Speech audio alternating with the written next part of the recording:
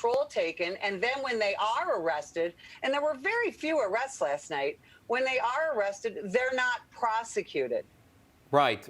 And by the way, this network has condemned violence through and through. In the summer when we've seen it, at the Capitol when we've seen it. We'll continue to do that. But Jack Kingston, it seems a double standard to see when violence plays out in cities like Portland. And by the way, we've seen lives lost. Don't forget that. David Dorn and others that come to mind really quickly in the summertime. Why wouldn't Portland get this kind of attention, Jack Kingston? This has been going on for months. And it was almost like Antifa did not get the memo that, oh, wait, we got a new sheriff in town, and you guys, it'll be business as usual, but don't do it on Inauguration Day. And, of course, Betsy, I have to say, excuse me, Sergeant Bratner, you are disillusioning me because we've been told in Washington that Antifa was only an idea, just a vague concept. But you're suggesting that these riots in multiple cities were less than spontaneous, that they are something more. And I think, frankly, it is time for the Democrat Party and the social elite in Washington to face up to this and say, you know what, you got to crack down. You have to realize that if there is an insurrection going on in America, it's not by the Trump supporters storming the Capitol. It was a horrible thing. They should be arrested. But the consistent pattern is in Seattle and in Portland and in Denver and cities like we saw last night. Bobby Eberle, how important is it for President Biden now to step up and speak out against what we're seeing in Portland? Because it already has gotten out of hand. But if it continues to go down a path, you see lives lost. Where does the buck stop?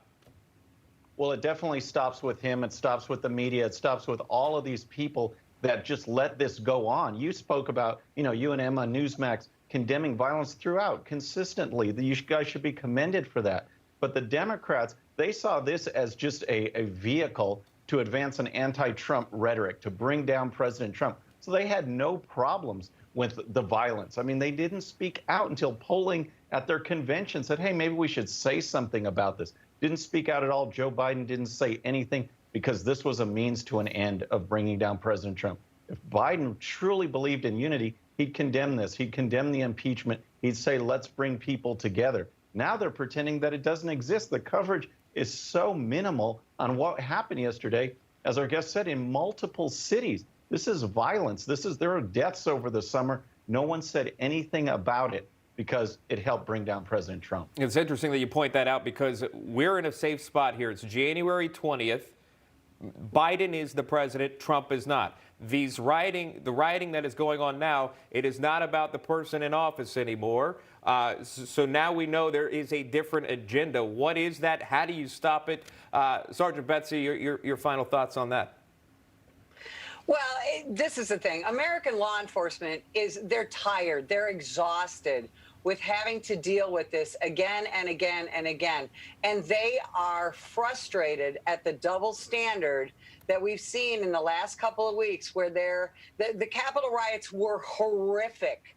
But that is not the only place that is experiencing riots. It's not the only place where police officers are being attacked and injured, and yes, sometimes killed. We can't just say, hey, you can't riot in Washington, D.C., but it's fine to do it elsewhere.